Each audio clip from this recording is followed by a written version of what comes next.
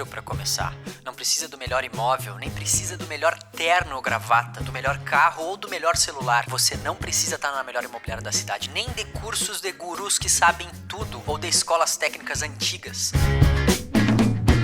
Quando você é um corretor de imóveis, você não precisa de alguém dizendo o que você pode e o que você não pode.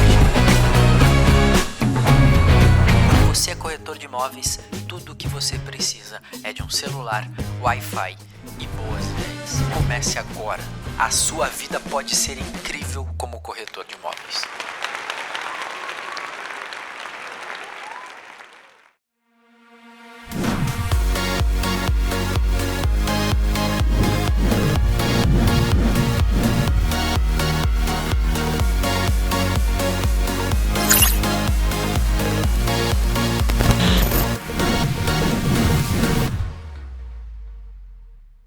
Convidamos corretores de imóveis para responderem uma simples pergunta. O que você faz? Saber o perfil do cliente, né? O que ele procura, metragem, bairro. Então, perguntamos o que isso significa para quem conseguiu achar seu imóvel ideal.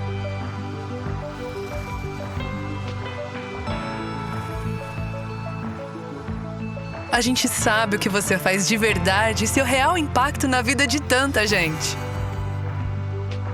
Compre e alugue agora. Cleberson, hoje o assunto é do seu domínio, hein? Tá batendo forte o coração aqui hoje. É aquilo que... Eu te conheci falando disso. Tokenização. Nunca mais saí dessa mesa aqui. Ele não deixou uma roupazinha aqui, ó. Não saí mais. Exatamente. Bom, pessoal, bem-vindos a mais um episódio do Conteúdo Mobcast aqui no YouTube, aqui no Spotify. Você que escuta, você que assiste. Muito bom ter você aqui conosco. E hoje a gente vai falar sobre tokenização com 3 feras do mercado, o Cleberson e os nossos convidados que eu já vou apresentar já. Mas antes disso, gostaria de agradecer, né, Cleberson, os nossos patrocinadores que tornam tudo isso aqui possível. Então eu queria agradecer o IBREP que empresta esse lindo espaço pra gente. Valeu. Queria agradecer a minha querida Black Marketing que edita esse material para você. Queria agradecer o pessoal da Atmo Investimento Imobiliário. Também queria agradecer o pessoal da Xstay, que recebe a gente aqui em Floripa, muito bem recebido, não é não? Eu não posso deixar de falar dessa hospedagem. Que cama, que cama. E tudo via aplicativo. Se você ainda não conhece, pesquisa aí, Xstay. Você vai se surpreender com o nível de hospedagem e a facilidade no acesso. Não, é sinistro.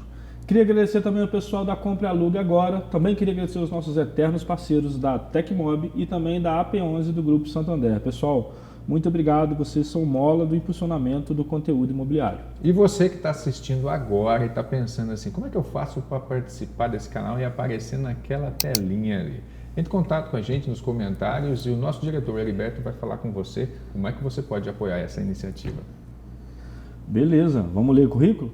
Porque o pessoal de hoje é pesado. Hoje a gente está aqui acompanhado por Fernando Lopes e Marcela Zorzo, que são cofundadores da Lopes e Zorzo Advocacia, advogados conhecidos como visionários da tokenização e ativos de regulamentação de cripto.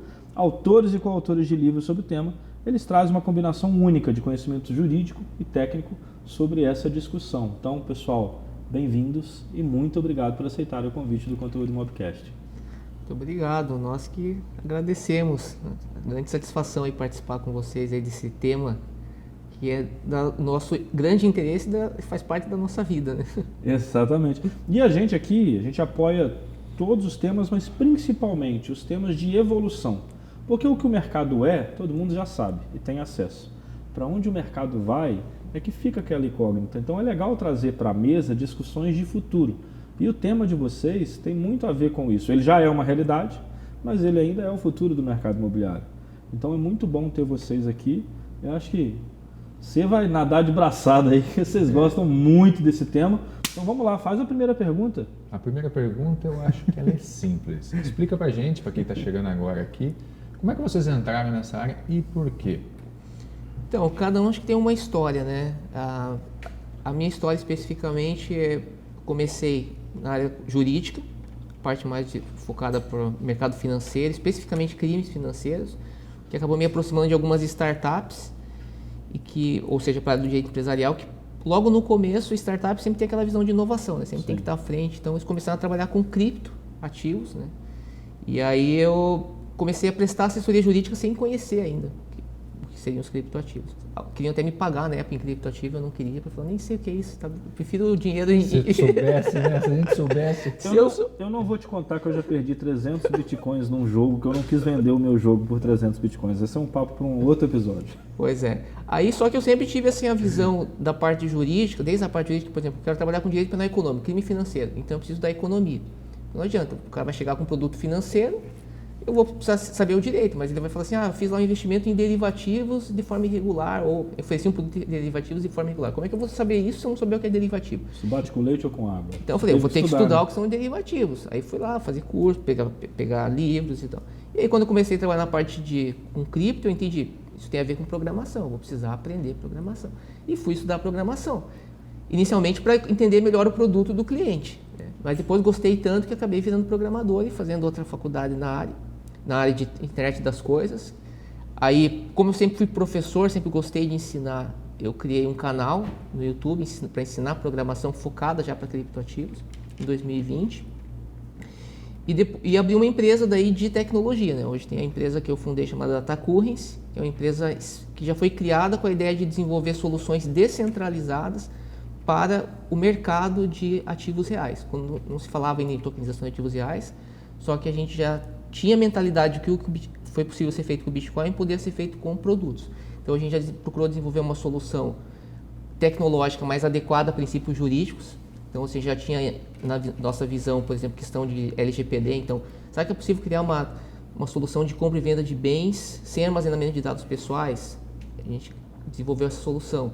Será que é possível você criar uma solução que seja possível negociar, fazer contratos relativos a bens reais com menores custos de transação, de forma automatizada, seguindo os princípios do DeFi? Então, a gente fez. Como que faz a conexão jurídica do token? A gente desenvolveu essa solução. Então, a gente sempre foi nessa questão aí, né? Aí, com a Marcela, a gente começou a trabalhar junto já em 2017, né? Aí ela pode falar mais aí também, senão eu começo a falar. Vocês estavam tão entusiasmados que eu não consegui nem cumprimentar a audiência. Então, um bom dia, uma boa tarde, uma boa noite para você, audiência que está aqui. Você que é corretor de imóvel, fique aqui, porque nessa quantidade de corretores de imóveis que tem hoje, é uma possibilidade de você se destacar, porque muito em breve a maioria das empreiteiras, construtoras, incorporadoras vão tokenizar, e você, sabendo sobre tokenização imobiliária, vai se juntar à mesa de grandes negócios. E você, empresário que é apaixonado pelo seu negócio, também fica aqui, porque é uma forma de você expandir. Se você não tivesse aí familiarizado com a tokenização, corre um grande risco da tua empresa não estar mais daqui a uns anos aí nativa. É isso aí. Sou a Marcela, nascida no Mato Grosso do Sul, e por ser do Mato Grosso do Sul sempre fui uma pessoa muito comunicativa, e na advocacia acabei criando uma rede network muito cedo e atendendo empresários de todo o Brasil. Me especializei em direito empresarial e sempre busquei uma advocacia preventiva, ou seja, ser aquela cliente e não advogada do meu cliente. Então, é tão gostoso você ligar para um advogado para falar, poxa, o que você me ofereceu aqui como estratégia jurídica deu tão certo que expandiu minha empresa. E não ligar para o advogado para dizer, chegou uma notificação, precisamos defender. Então, nessa busca incessante por soluções jurídicas para os meus clientes empresários expandirem o negócio, rentabilizarem mais, eu conheci o Fernando com um cliente em comum que nós temos em 2017, e o Fernando me falou da tokenização e eu saquei rapidamente que era uma solução para os empresários, principalmente os clientes que eram do comércio exterior, que desejavam importar e exportar os seus produtos. Então, em 2017, nós começamos a falar desse assunto. Inicialmente era um tema pouco falado, pouco tinha sobre esse tema, e desafiei o Fernando a abrirmos para a comunidade do empresário, a falarmos com o empresário. Então, desde 2017, com a abertura na nossa empresa, na nossa sociedade em 2019, a Lopes Zorzo, começamos um trabalho educacional com empresários, né? Teve o lançamento em 2023 do Lopes Zorzo com o Guia Jurídico da Tokenização, nosso livro que está aqui, e nós viemos falando com a comunidade científica e com os empresários. E desde lá tem sido muito satisfatório, claro, com cases de sucesso de brasileiros que estão fora do Brasil, com clientes estrangeiros, mas também fazendo esse trabalho educacional. O objetivo ele é grande, é audacioso, mas que seja todo brasileiro que escute pela primeira vez tokenização, que seja com o nosso ensinamento e de uma forma orgânica e dinâmica. Legal, hein? É, isso aí. Vamos seguir no assunto? Então, assim, o que eu acho que é interessante? Primeiro, acho que a gente começa a falar desse assunto, ele é um assunto para a parte imobiliária que poucas pessoas têm afinidade, né? Então, eu acho que a gente tem que começar a esclarecer alguns termos para as pessoas entenderem o que é. O que é DeFi? Consegue explicar de uma maneira sucinta para a audiência o que é o DeFi? Porque às vezes as pessoas não sabem o que é isso. Sim. Né? O DeFi, eu acho que a pergunta é perfeita, porque acho que ela vai ajudar a gente já a elucidar uma série de questões. A ideia do DeFi é o seguinte, é você criar um sistema financeiro, eu falo assim, criar bancos sem bancários. Eu já no canal, inclusive tem um canal chamado DeFi Brasil, né? Eu falo que um dos vídeos é esse. Pense em tudo que você tem hoje operando por bancos, que você precisa falar com o gerente, falar com o funcionário. Imagine que da tua casa você consegue, no teu computador você entra e você consegue fazer essas operações e você aperta um botão, só que essa operação ela não vai com uma ordem para algum funcionário ter que ir ali ver o que você quis, etc.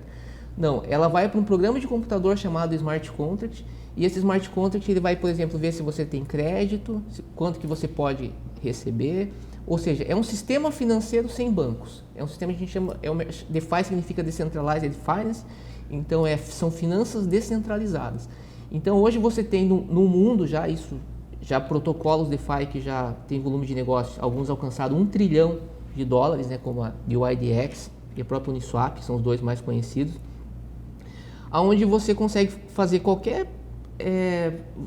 ter acesso a produtos financeiros, só que o prestador de serviço são smart contracts, são um programa de computador e ele está automatizado, por exemplo, para ver se você tem, por exemplo, vou dar um exemplo prático, eu quero fazer um empréstimo num protocolo chamado Compound Finance. Eu faço um depósito prévio de uma garantia em criptomoeda, esse depósito na verdade é um valor de token que é enviado para um smart contract. Aí, feita essa garantia, tem um smart contract que vai enviar, você depositou tanto, então você pode emprestar agora tanto numa outra criptomoeda. E o legal é que isso é feito de forma automatizada. A automação que é o fundamental. Então você tem que pensar num mercado extremamente complexo, que é o mercado financeiro, hoje sendo operado exclusivamente por programas de computador. Não tem um sujeito ali que, por exemplo, que vai ver se eu estou... Aí o que acontece? Essa garantia que eu depositei, ela pode perder o valor. Geralmente hoje vai ter no banco, vai ter algum sistema, vai ter alguém para ver, se perdeu o valor, então você vai fazer uma ligação para mim, aporta mais garantia. Isso não acontece no Compound. No Compound eu tenho um programa de computador que ele verifica se a minha garantia baixou o valor e eu não aportei, essa minha garantia é vendida. É feito um leilão e já tem bots cadastrados nesse leilão para comprar esse token mais barato. Aí chama essa operação de liquidation. É um dos bots desconhecidos no mercado hoje, que já operam. E eu ensino, né, isso, e aí as pessoas pensam, pô, Fernando, então eu vou ficar rico, porque você vai me ensinar a fazer um bot que vai comprar token mais barato, né, porque essa é a ideia. E eu falo, cara, quando você tem uma solução que alguém já está ganhando dinheiro, pode saber que já tem gente ali. Gente atrás. Então já tem uma concorrência já. Você vai fazer criar inflação. Então, movimentar mercado. Então, assim, o que acontece? Hoje isso até dá dinheiro, dá, só que você tem que ter uma infraestrutura de investimento. Então são operações hoje, então, em síntese, a gente falou do mercado DeFi, que é um mercado, basicamente é um mercado financeiro, entre aspas, porque ele só opera com cripto e com tokens, mas ele procura criar produtos similares ao mercado financeiro. E futuramente a gente acredita que as finanças tradicionais vão se integrar a esse mercado DeFi, já estão se integrando. A própria Drex cita, que a gente comentou nos bastidores aqui. Podcast do podcast. Cita inclusive, vamos lançar um NFT que tem, né, direito aos bastidores. Vamos pensar nisso, lançar um NFT do podcast Fica Conteúdo a dica Imóvel. aí, Beto, vamos lançar um NFT do... E quem adquirir o NFT tem direito aos conteúdos dos bastidores. Exclusivo. Então a ideia, o DeFi é onde hoje você tem o que eu considero a tecnologia mais avançada em termos de tokenização. É o próximo passo da tokenização hoje de ativos. Tokenização, o primeiro passo é a parte só de você pegar o ativo real ou direito e você simbolizar isso por meio de token. Mas o segredo está em você possibilitar a negociação descentralizada desses tokens, que a gente acredita que é mesma linha do Bitcoin. Sem falar, né, Fernando, do benefício, claro, na parte jurídica. Porque você utilizando o DeFi, você diminui, podemos dizer assim, a possibilidade de até eliminar a regulamentação jurídica da CVM do Banco Central. Por ser um protocolo descentralizado, a escolha do protocolo correto descentralizado, o capital ali do token feito pelo smart contract elimina, porque você tem uma forma de auditoria e de conhecimento de todos os interessados. Então, quando a gente fala e na regulamentação do Brasil, né, em valores imobiliários, este caminho do DeFi, ele é um caminho muito bom para afastar essa legislação. Inclusive, assim, é algo que a gente sempre acreditou, inclusive quando a gente começou a desenvolver, eu mencionei a plataforma, né, que é uma plataforma de tokenização de ativos reais, inspirada no DeFi. O nosso lema é negocie, crie valor para ativos digitais da mesma forma como você negocia ativos digitais da mesma forma que você negocia Bitcoin. E isso foi antes de a gente ter, a legislação do MiCA, por exemplo, que é a legislação europeia, né, o Marketing Crypto-Assets.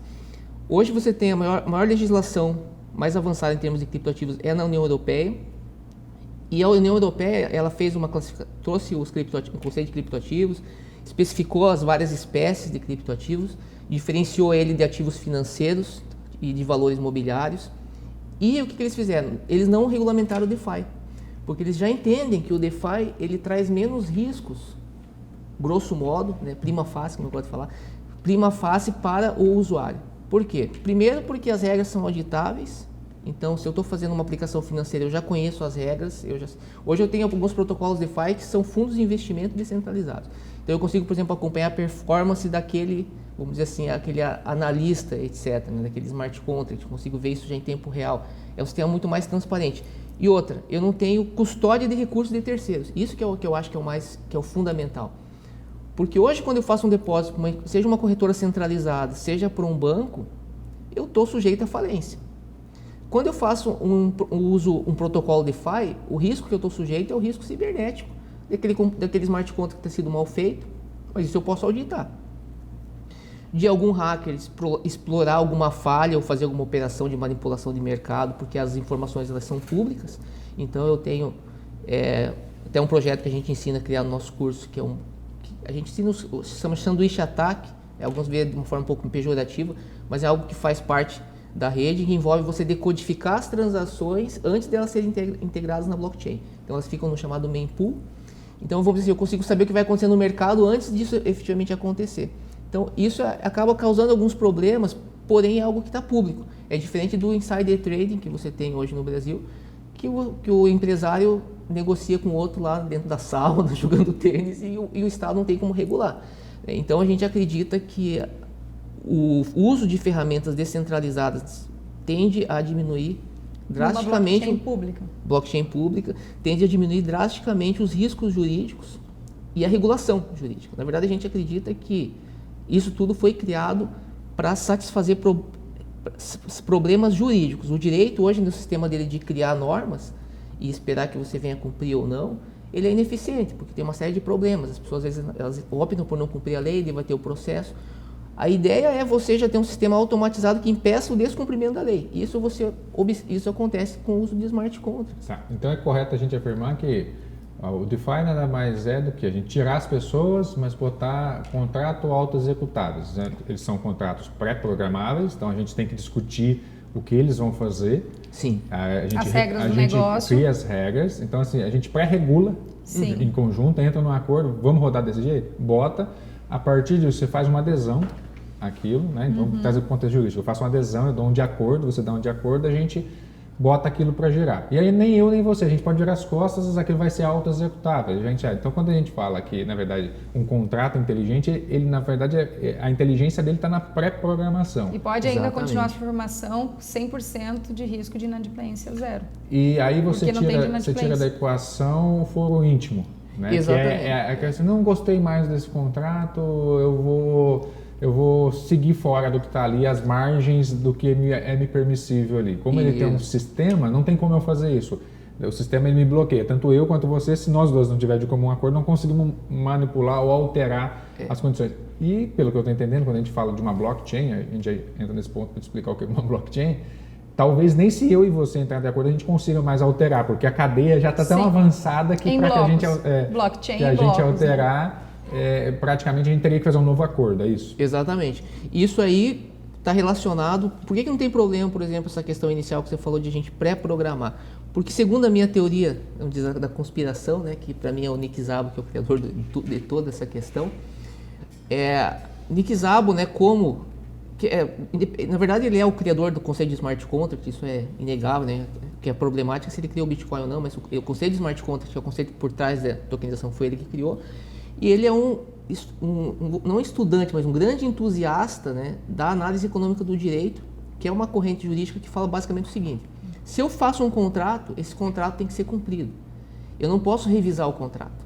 Então, o grande objetivo da análise econômica do direito, outras teorias econômicas, mais como a escola austríaca, é evitar a revisão contratual, porque isso faz com que você tenha uma segurança jurídica.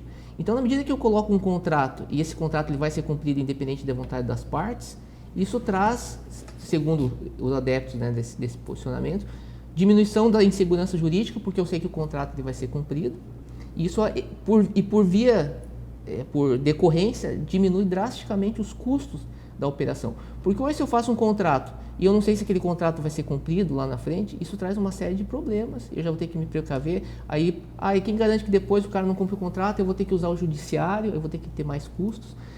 O mercado ele já começou a desenvolver soluções que, por exemplo, a arbitragem. Hoje você já tem mecanismos de arbitragem não financeira, né? Arbitragem como meio de resolução dos conflitos, privada. Isso já é largamente utilizado. Contratos, por exemplo, militares, até inclusive entre os estados, só por arbitragem. Só que a arbitragem ainda tem um problema, que é a mesma coisa, como se fosse uma jurisdição privada. Você tem que fazer você pode escolher até as suas próprias regras, em muitos casos. Eu posso, não preciso necessariamente aplicar o Código Civil, eu posso escolher minhas próprias regras desde que ela não viole ordem pública, etc. Só que é um processo tradicional. Agora, quando eu falo em smart contracts, não, smart contracts são aquelas regras que estão focadas mais na execução do contrato. Isso que é importante dizer.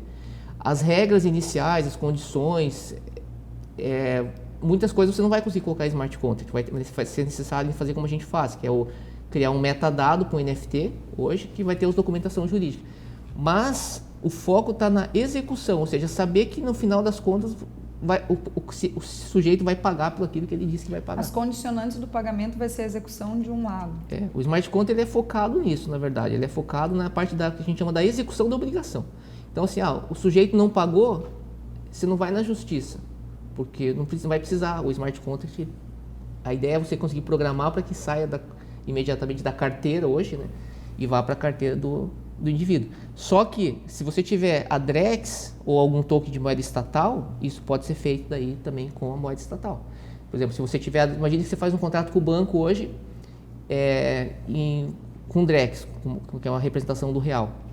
Aí, se você não pagou, o próprio smart contract pode tirar de uma tua aplicação, de qualquer outro bem que você tenha. Imagina que está tudo regulado. Não tem como você travar. Não tem como travar. Estava previsto, já assinou, deu de acordo, vai tirar o lastro para garantir a operação. Então, assim, se você pensa isso entre os particulares, como o Bitcoin, é uma coisa. Porque ali você tem, primeiro, a questão da pseudo-anonimização, que você pode, inclusive, até... Eu acho que isso é uma questão técnica, mas eu acredito que, inclusive, a anonimização é possível se você souber como utilizar. Tanto é possível que ninguém sabe que até hoje tinha um Satoshi Nakamoto. Eu falo isso porque quando eu falo às vezes a anonimização do capa, blockchain é pseudônimo. É pseudônimo, mas depende de como você utiliza. Porque quem que é o Satoshi Nakamoto, então, se não é possível transações anônimas? Ninguém sabe. E hoje, assim, na verdade, se você já trabalha há tanto tempo na parte de criptoativo, você sabe, a gente, com o tempo, aprende a identificar uma carteira. A gente sabe de movimentos e de quem são os movimentos pelo volume de recursos, pela movimentação e pela fala. Sim. Então você vai ver, quando a gente fala, as baleias estão mexendo, você vê o movimento de um, faz do outro, tem muitos especialistas que já sabem de quem é cada carteira. Pela questão da movimentação, pela especulação. E isso é uma coisa assim, que teoricamente fere o sistema, mas que com o tempo vai sumir, ele vai ter a pulverização. Porque uma das coisas que o governo bate muito hoje na questão do Bitcoin é a volatilidade por conta da especulação. Mas por quê? O número de pessoas que aderiram, apesar de ser alto comparado ao início, ainda é baixo comparado ao sistema. E aí você consegue manipular um sistema porque você retém muita operação. Com o tempo, À medida que você vai tendo escassez, a ganância vai fazer com que esses caras, eles executem. E uma hora eles executando, eles não conseguem mais comprar. Eles não conseguem mais manipular. Porque tem hora que eu sou mais averso a risco, tem hora que não. Conforme eu vou aprendendo, eu vou ficando mais averso ao risco e eu não vou vender mais. E aí eu sei que tem uma especulação, eu vou segurar. E aí aquele cara que vendeu pensando, ele vai sempre diminuindo. Ele vai ganhando, vai ficando rico, vai ganhando, ficando rico, mas uma hora ele fala assim, eu tenho só dinheiro, mas não tenho Bitcoin. Ele perdeu o controle. Então aí o sistema começa a se estabilizar. A gente está vendo agora com os alvos que estão sendo feitos, que à medida que o preço vai subindo, né, vai ter mais especulação, mas vai diminuindo a volatilidade. Se você vai olhar a volatilidade na origem, você vai ver, é absurdo. Não que não seja alto comparado ao sistema financeiro tradicional. Eu ainda acho que demora mais uns 10, 15 anos para a gente ter uma estabilidade igual tem o sistema financeiro tradicional. Mas quantos milênios nós estamos falando de economia? Eu acho, e também a questão, tem que focar, eu vejo, tem que focar no que é uma maior solução para processamento de pagamento jamais vista na história da humanidade. Quem conheceu o Bitcoin e entendeu isso lá na época e viu que era realmente um sistema para processar pagamento e que ele possibilitava pagamentos internacionais de uma forma inimaginável, hoje falava assim, cara, esse negócio ele vai para frente. E por isso que a gente apostou tanto, né? E agora a mesma lógica está querendo ser aplicada aqui, a tokenização, a comercialização de bens. Por quê? É tecnologia. Inicialmente os bancos brigaram, Bitcoin, coisas de bandido, lavagem de dinheiro. Agora todos estão investindo. Por quê? Não dá para você querer brigar com a tecnologia. Então é uma tecnologia criada para redução de custos. Então se você pega lá o Bitcoin, ele vai falar logo no white paper, dizendo que a solução dele possibilita micropagamentos no sistema financeiro internacional, no comércio eletrônico, porque dado a redução do custo de transação. Isso aplicado ao âmbito de tokenização de bens significa baixa do preço do produto, possibilidade de eu negociar um produto com um preço mais baixo do que hoje eu negocio. Inclusive, e aí quando a gente traz o DeFi, que a gente está falando com a parte mais financeira, de conseguir recursos efetivamente até para a produção, você também consegue eliminar uma série de intermediários hoje que estão atuando no mercado do comércio internacional, né? E aqui para o campo imobiliário eu vejo a mesma forma. E você vai numa questão de observação, se a gente olhar todo o sistema financeiro tradicional, por que se criou as moedas? Por conta da dificuldade de transação de café, de sal, de todos aqueles recursos que a gente tinha, que eram as trocas do escambo que a gente fazia. Então passou para as moedas e para o papel, né? A partir do momento que começou a ficar complicado, muito papel, muito dinheiro, o que começou? Começou a virar digital para facilitar. Por que eu preciso ter um elemento físico se eu posso fazer uma transação digital? Só que agora a gente está percebendo que, à medida que você vai evoluindo, o sistema vai mostrando algumas falhas do próprio sistema, que é exatamente a manipulação das moedas, né? Que um governo ele joga o preço lá em cima, lá embaixo, e ele regula e muitas vezes impacta uma série de civilizações, igual a gente já viveu aqui no Brasil em 1992, já viveu agora de novo em 2014, com várias crises que são provocadas pelo excesso de recurso financeiro, né? Ou excesso ou abaixo em si.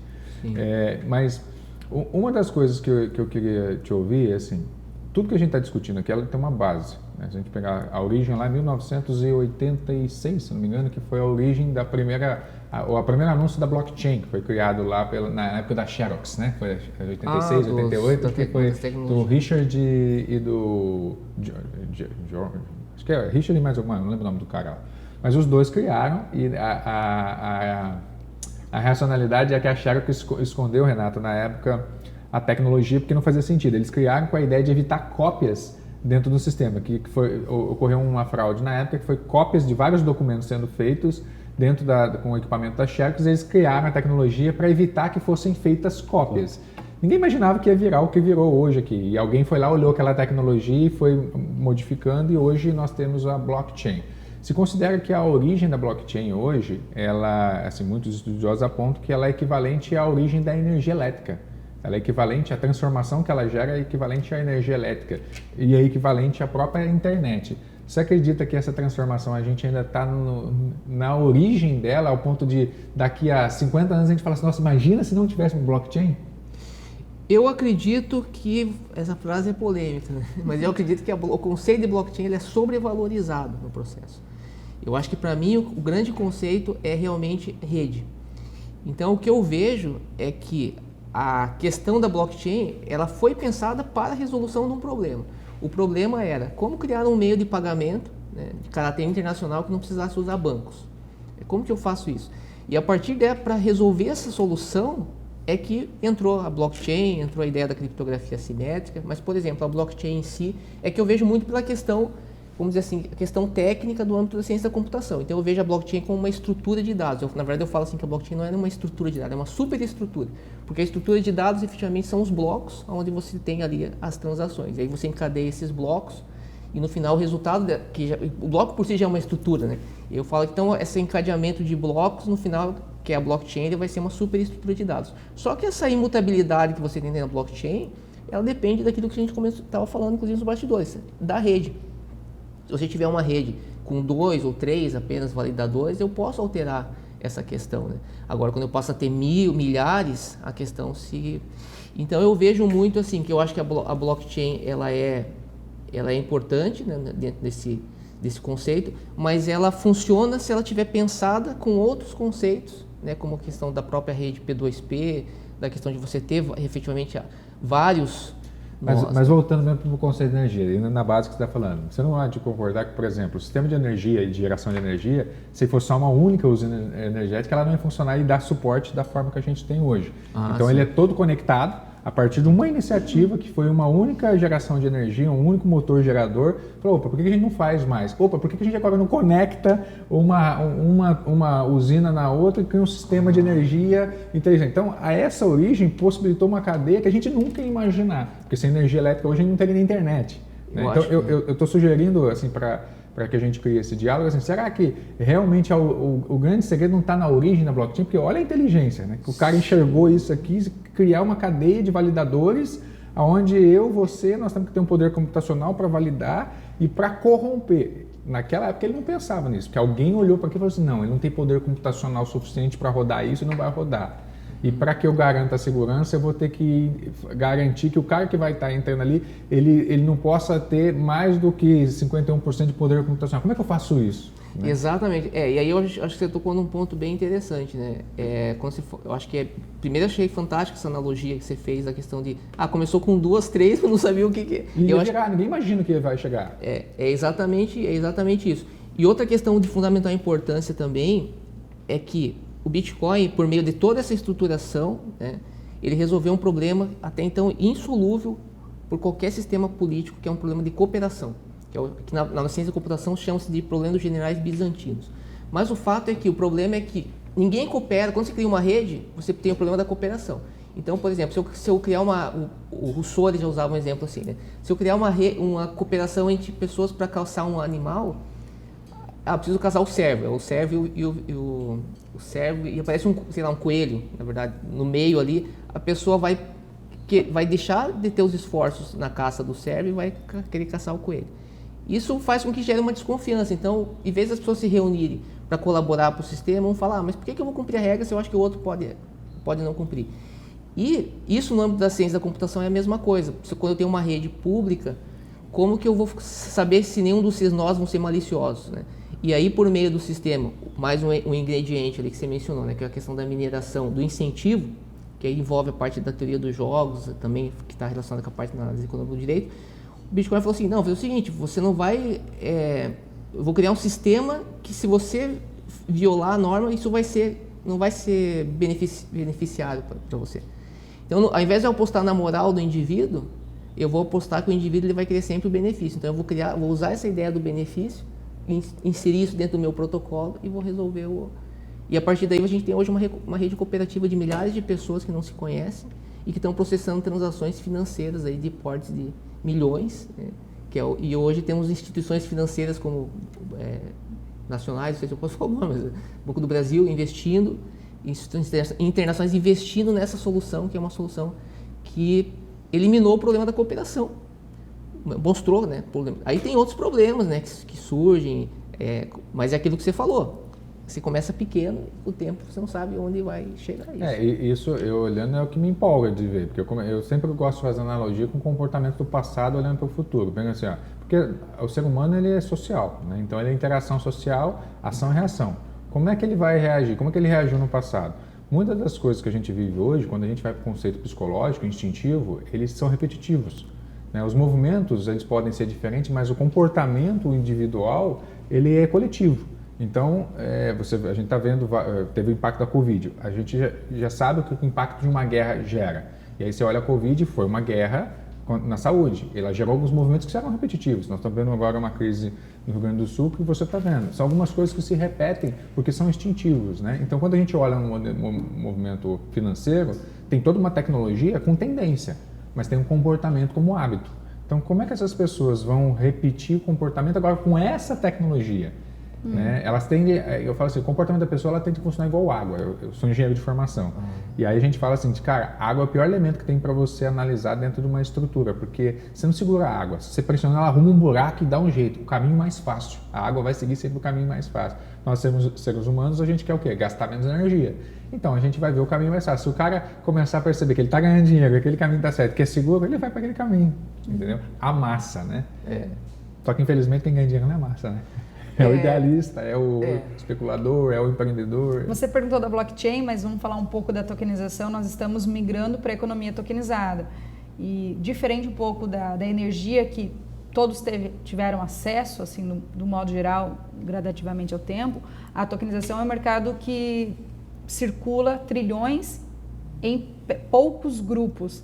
Então, a tokenização, com o nosso trabalho hoje aqui nesse podcast, com o trabalho do livro e com profissionais conhecidos do nosso network que estão levando o assunto tokenização no Brasil e no mundo, hoje está sendo possibilitado empresários saberem o que é tokenização.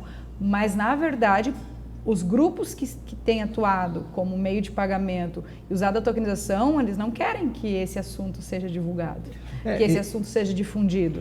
Então, é um pouco diferente da energia que foi para todos. E é uma dúvida muito grande, porque, por exemplo, eu queria que você aproveitasse esse tema e tentasse fazer uma abrangência seguinte. O que é a tokenização? O que é um token?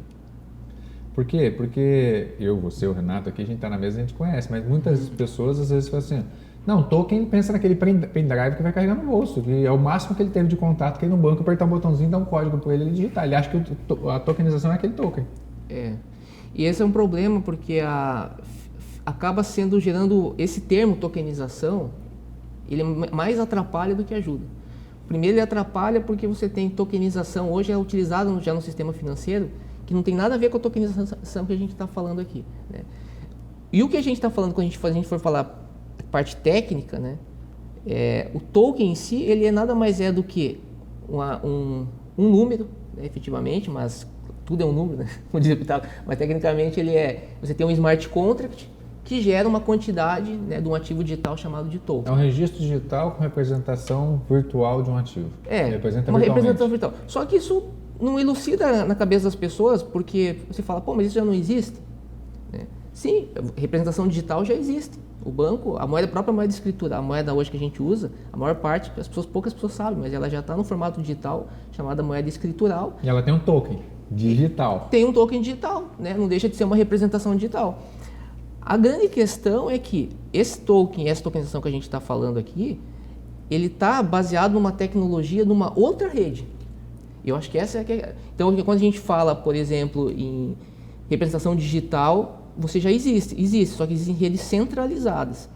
Esse tipo de tecnologia que a gente está falando é uma representação, só que numa rede formada por milhares de computadores espalhados, sustentada por milhares de computadores, e você tem um programa chamado Smart Contract, que permite você criar essa representação digital que a gente chama de token, mas não só isso. Ele permite que você crie regras de como esse token será negociado. E acho que o grande diferencial disso tudo, ele pode ser infungível. Que quando a gente fala na rede centralizada, ela é fungível. Eu tenho R$1, te dou R$1, nós dois temos R$1. Sim, a ideia é do fracionamento. Mas existe a multipropriedade. Tá, mas daí a gente pode posicionar a diferença da multipropriedade com o fracionamento. É verdade, essa questão aí da infungibilidade, né? De fato, porque você tem um ativo, e isso já é uma decorrência do Bitcoin, porque é um problema que o Bitcoin resolveu, né? Porque como que eu vou criar um dinheiro se na internet tudo pode ser copiado? Então eu crio o meu Bitcoin, depois você cria o teu Bitcoin, e o Bitcoin resolveu esse problema, que agora que essa tecnologia de tokenização é tudo decorrência do Bitcoin. Então, o pessoal fala assim, veio a Ethereum, que hoje é a rede que trouxe, de fato, é responsável pela tokenização, mas está inspirado no Bitcoin, a tecnologia raiz está toda lá, né? E foi solucionado para a moeda, porque hoje aí entra a questão da blockchain, a questão da estrutura como um todo, e agora pode ser aplicado também para bens. Então eu consigo negociar bens infungíveis, representar essa negociação no formato digital, né?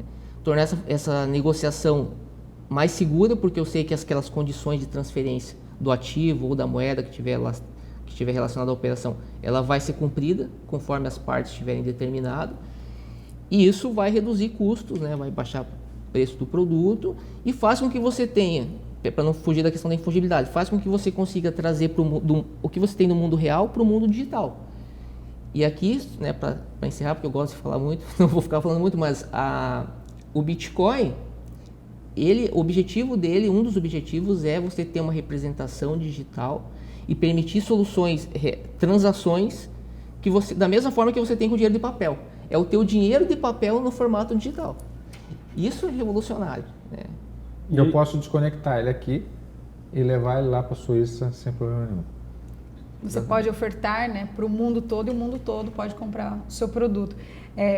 Eu imagino que corretores de imóveis escutem esse podcast e há sempre uma dúvida deles. Então, quando vocês falam de 100 intermediários, então o nosso papel aqui vamos procurar outro emprego, vamos se matricular em outra faculdade. E não, na verdade, você continua com o teu papel, corretor de imóvel, que ele continua com uma suma importância. O que ele vai fazer? Ele vai identificar para o cliente dele qual é o token melhor. Da mesma forma que tem um só te interrompendo, da mesma forma que tem um pré-lançamento imobiliário da construtora X, vai ter o pré-lançamento do token imobiliário da construtora X. Então você vai ter que identificar para o teu cliente qual o token que vale a pena ele comprar, quantos tokens ele precisa comprar, qual é a hora de comercializar esse token. E existem estruturas que cada vez que esse token ele é vendido, você pode ser comissionado. Então hoje como que acontece a recorrência? Você é corretor, daí você vende um imóvel, vendeu para o João. O João, depois se ele quiser vender para outra pessoa, não necessariamente ele vai te chamar para vender. Então você só vendeu uma vez. Se o João te chamar, você vai ter que fazer uma nova venda. Existem mecanismos, né, pelo smart contracts, por exemplo, né, sendo feita essa estruturação, que toda vez que esse token for vendido, você é comissionado. Então, olha a escalabilidade. Então, existe uma forma de você vender uma única vez e todas as vezes. Assim, aqui em Santa Catarina, o podcast ele percorre o Brasil todo, mas a realidade desse Santa Catarina é que em 2 a 3 anos no lançamento do imóvel, do pré-lançamento do imóvel, às vezes passa 4, 5, 6 vezes em mãos de proprietários. Então, você vende uma vez e você pode ter uma recorrência de 5 vezes ganhar a comissão de um token em 2, 3 anos. Então, fica aqui nesse podcast porque é uma ótima oportunidade de você, na verdade, expandir como corretor e não excluir a tua profissão. Então, é importante chamar atenção para isso, porque às vezes, ouvindo, fala, meu Deus, não estou entendendo nada que eles estão falando, eu vou procurar outra profissão. Não, é uma ótima oportunidade para o corretor dele ganhar muito dinheiro. Eu ia até pedir para você ilustrar isso, Marcelo, para o mercado, conectar o tema no mercado imobiliário, porque assim, eu entendo. Você entendeu que ficamos nós dois aqui e eles dois aqui, né? Foi estratégico. Eu entendo o que vocês falam, mas eu penso que a gente precisa conectar um pouco mais. Quais são os benefícios que o token traz para o mercado imobiliário? Porque eu também entendo que ele não anula o corretor, mas ele facilita um contrato, ele facilita um meio de pagamento. E é isso que às vezes que eu acho que o corretor que está fora e não olha para a tecnologia, ele pode ficar com medo. Acho que não vai acontecer. Mas está acontecendo. Vou começar com um exemplo muito fácil. Imagina que nós dois estamos aqui numa mesa de negociação, nós 4 estamos aqui. Você é o dono da construtora, você é o gerente da construtora, que tem que sempre estar junto com o dono da construtora. Eu sou o corretor e o Fernando é o comprador. É o que tem o dinheiro. O Fernando é o que tem o dinheiro, tá? De terno, ele que tem o dinheiro. E eu sou a corretora louca para te mandando meu Pix aqui, ó. Já tô te mandando meu Pix aqui, ó. Já vai depositar, você meu Pix tá aqui, ó. O cara nem assinou. Nós estamos nessa mesa de negociação para fechar esse imóvel de 1 milhão. Aqui em Santa Catarina, 1 milhão é normal, né? Então, é 1 milhão. E aí o Fernando, 8 horas da noite, nós estamos aqui negociando, e aí o Fernando fala, não, top, vamos fazer esse negócio. Então eu vou dar de entrada aqui 500 mil, vamos fechar 1 milhão. Vamos fazer umas contas mais tarde. À vista, 1 milhão. O Fernando, ele consegue fazer esse Pix para a construtora naquele momento? Não consegue. Não consegue. 8 horas da noite, qualquer banco que ele tiver, indiferente de qual banco ele tiver, ele não consegue fazer. Né? E a tua oferta é tradicional, a tua oferta é do meio tradicional que se faz negócio, normalmente no negócio. O Fernando, então, ele fala, não, então tá fechado o negócio. Ele vai para casa, ele encontra a esposa dele. A esposa dele não gostou do imóvel, não quer que ele faça negócio. Ele vai jogar futebol, ele fala com um amigo dele, ele vai falar com um amigo que também é corretor, que tem um amigo que tem corretor que ele pode... mela o negócio. Muitas vezes. Muitos corretores passam por isso. Está na mesa de negociação, você já está aqui marcando o final de semana com a esposa no resort e o cara não fechou o negócio, está fechado e não fecha. Por quê? Porque na hora de fechar o negócio, na hora do pagamento, a gente tem que entender que a tokenização é uma forma de pagamento. Tá? Não é uma forma de ganhar dinheiro de investimento. A tokenização é uma forma de pagamento. Então, na hora de transicionar e fechar esse negócio desse imóvel de 1 milhão aqui que a gente está simulando, ele não vai ser possível fazer naquele momento. Ele vai ter que fazer em data posterior, por causa do mercado tradicional e como a gente faz hoje negócio. Se o teu imóvel, que você é o dono da construtora, você é o gerente só, você é o puxa-saco do dono da construtora, você que tem um imóvel, se você disponibilizou aquele imóvel, aquela unidade por um token e você tem a possibilidade daquele token ser comercializado dentro da blockchain por criptomoeda, que é a forma que vai ser pago, o Fernando tem a carteira dele própria, ele abre o celular dele, ele é dono do dinheiro dele, ele tem acesso à cripto dele e ele faz a transação na hora, às 20 horas da noite, às 8 horas da noite, ele faz a transferência para você. Mas e o acabou. Pix? Por que isso não pode ser um Pix? 8 horas da noite você consegue fazer uma transferência de 1 milhão? Não consegue. O problema do Pix é que... Por causa do mercado financeiro tradicional. Ele Eu te regula, dei- O banco tem que aprovar Por Por saída causa e do quê? entrada. Burocracia. Então, por isso que eu volto a falar, a tokenização ela é uma forma de pagamento. Então, ela resolve questões burocráticas. Ela é muito menos custosa. E se o Fernando fosse árabe e estivesse aqui no Brasil comprando esse imóvel? Mas eu vou fazer uma provocação. Fazer toda a transferência Ia ter que de usar câmbio. o sistema SWIFT. E aí? Aí fica travado, porque daí não é mais 1 hora. E aí? Esse é o Entendeu? Aí dá mais tempo dele desistir, ou burocracia, ou custo. Então, assim, o benefício da tokenização nesse exemplo é efetivamente um negócio acontecer, por facilitar a forma de pagamento. O custo é bem menor dessa transação. E a transparência também. Só que isso tem que ser feito de forma correta. Porque até acho que, mesmo sem fugir do tema do mercado imobiliário, né? Porque como educador eu posso falar isso, né? Como professor. Eu tenho ensinado finanças descentralizadas lá desde 2020, ensinado em programação, inclusive, mostrando ali os benefícios de você, como é possível você criar sistemas de forma automatizada. Aí você vai pegar grandes instituições financeiras, não vou dizer o nome, mas teve um caso que todos sabem, que criou lá o seu token para mostrar que está antenado com a blockchain. Mas o que eles fizeram? Eles não usaram uma estrutura descentralizada. Eles simplesmente criaram um ativo digital no banco de dados dele. E todo mundo ficou empolgado, porque as pessoas confiam no banco. Então, se o banco lançou a criptomoeda dele, eu vou comprar. E o preço foi lá para cima. Aí, quando todo mundo quis realizar os lucros, o que aconteceu? Tiveram uma surpresa desagradável de que não vai ser possível por causa que ficou congestionado o sistema. Mas não era blockchain, não era smart contract, não era tudo automatizado, não tem... Não, na verdade não. Na verdade eles criaram um token em algum banco, em algum local lá, contrataram a melhor equipe, uma das melhores equipes de programação para desenvolver o projeto deles, só que não usaram. E daí continuaram fazendo exatamente a mesma coisa de sempre, só que criaram lá e deixaram... Uma carteira digital e botaram o dinheiro todo na carteira e está ali. Aí quando a operação começa a girar, tem a limitação de 10 mil processamentos. Tem ali, ou seja, eles não resolveram. Por que eu estou falando isso? Porque se um banco fez isso, significa que a curva de aprendizagem, isso que a gente está conversando aqui, você é engenheiro, sou advogado, etc. Mas e a população em geral? Paga o preço. Quando que eles vão entender isso? Então, assim, o corretor que hoje se adiantar, ele vai sair na frente. E que é o que basicamente as instituições financeiras estão fazendo em relação ao DeFi. Porque o DeFi, como a gente falou no começo, elimina a lógica de você ter banco. Só que os bancos já entenderam que as pessoas não vão ter conhecimento suficiente para fazer, por exemplo, como a gente faz, os meus alunos fazem no curso lá de programação, criar o seu próprio bot para ficar operando programado. A maioria das pessoas sequer tem dificuldade para conseguir configurar uma carteira digital. Então eles falam assim, confia em mim que eu vou ser teu intermediário e eu faço isso para você. Vamos pegar o que o Renato falou, até trazendo para a parte de tropicalizar o conhecimento e deixar o corretor entendendo. Vamos linkar aqui um pouco de Web3, não vou explicar o que é Web3, mas vamos linkar um pouco de Web3 dentro da tokenização.